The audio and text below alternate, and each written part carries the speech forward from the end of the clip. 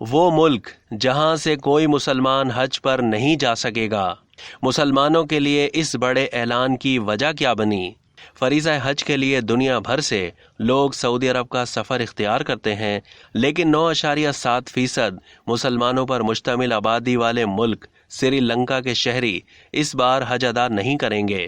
معاشی بدحالی کے پیش نظر رواں سال حج کے لیے کوئی سری لنکن مسلمان فریضہ حج ادا نہیں کر سکے گا۔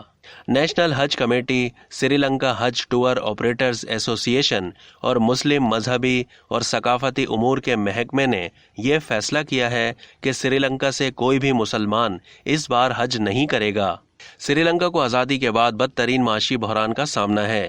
مہندا راجا پکسا کی جگہ وزیر اعظم بننے والے رانیل وکرما سنگھے ملک کو اس مشکل وقت سے نکالنے کے لیے مسلسل کئی بڑے فیصلے کر رہے ہیں۔ خود سری لنکا کے شہری بھی اس برے مرحلے سے نکلنے کی ہر ممکن کوشش کر رہے ہیں۔